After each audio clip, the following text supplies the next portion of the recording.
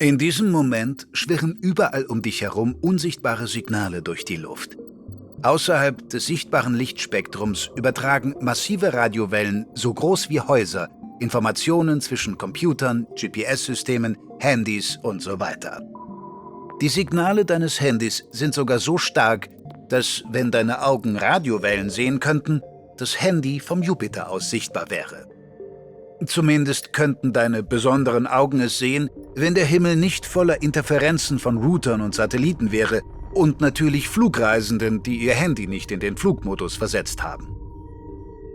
Diese Einstellung dient nicht dazu, deinen Flug zu schützen, sondern alle anderen auf deiner Flugroute.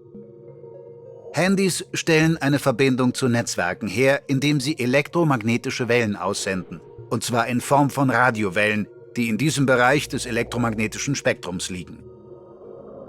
Diese Funkwellen haben unterschiedliche Wellenlängen, und stell dir vor, dass deine speziellen Augen diese als verschiedene Farben wahrnehmen würden. Wenn du einen Anruf machst, erzeugt dein Handy ein Funksignal, das es an den nächstgelegenen Mobilfunkmast sendet. Bist du weit davon entfernt, verbraucht dein Handy mehr Strom, um ein Signal mit höherer Amplitude zu senden und so eine Verbindung herzustellen. Sobald die Verbindung steht, wird das Signal zwischen Mobilfunktürmen bis zum Empfänger weitergeleitet. Da dein Anruf nicht das einzige Signal da draußen ist, weisen die Masten, die die Anrufe verwalten, jedem eingewählten Handy eine eigene Wellenlänge zu. Diese spezielle Farbe gewährleistet, dass du nicht die Anrufe anderer Leute empfängst. Sie unterscheidet sich sogar leicht von der Wellenlänge, auf der dein Handy Daten empfängt, um das eingehende Signal nicht zu stören. Aber es gibt nur eine begrenzte Anzahl an verfügbaren Farben. Und seit dem Aufkommen von WLAN ist der Bedarf an diesen Frequenzen dramatisch angestiegen.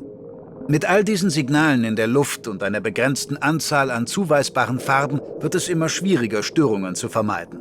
Vor allem, wenn Mobilfunkmasten zu viele Signale auf einmal empfangen, wie zum Beispiel bei Notfällen, wenn alle ihre Handys gleichzeitig benutzen wollen. Andere Störungsquellen hingegen lassen sich eher vermeiden, wie etwa Handys, die Tausende von Metern über dem Boden nach Signalen suchen. Handys in Flugzeugen sind sehr weit von Mobilfunkmasten entfernt, sodass sie möglichst starke Signale senden, um Empfang zu erhalten. Da Flugzeuge aber sehr schnell fliegen, kann es vorkommen, dass die Handys einem Mobilfunkmast viel näher kommen als erwartet und ihn mit einem massiven Signal bombardieren, das die Signale am Boden übertönt. Wenn du also im Flugzeug sitzt, ohne den Flugzeugmodus zu benutzen, fungierst du quasi als militärischer Funkstörsender und sendest riesige Radiowellen aus, die die Signale in der Nähe stören. Am Boden sendet auch nahezu jedes unserer Elektrogeräte störende Radiowellen aus, die den Internetempfang verlangsamen und Telefonate beeinträchtigen. Das führt dazu, dass Verbraucher für mehr Bandbreite zahlen, weshalb die Anbieter mehr Funkfrequenzen belegen und schließlich mehr Satelliten in den Himmel schicken müssen. Ein Teufelskreis, der schließlich die Sicht auf die Sterne behindern könnte. Aber auch ohne solche Satelliten bedroht dieses System unsere Verbindung zum Kosmos. Radioteleskope in der Astronomie sind auf ein bestimmtes Spektrum von Wellenlängen angewiesen, um tief in den Weltraum zu blicken. Doch obwohl deren Frequenzbereich angeblich geschützt ist, wird dessen Grenze nicht kontrolliert. Das Very Large Array kann zum Beispiel Signale im gesamten Sonnensystem zwischen 1 und 50 GHz erkennen.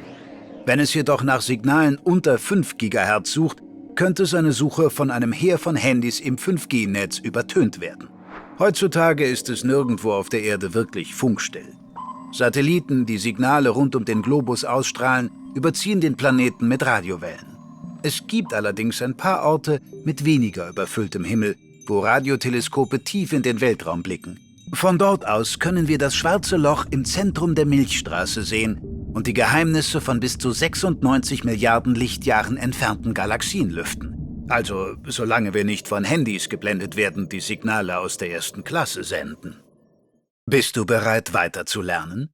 Mit diesen Videos kannst du entweder dein vermeintliches Wissen auf die Probe stellen oder mehr über das lernen, was du noch nicht weißt. Abonniere uns und bleib neugierig.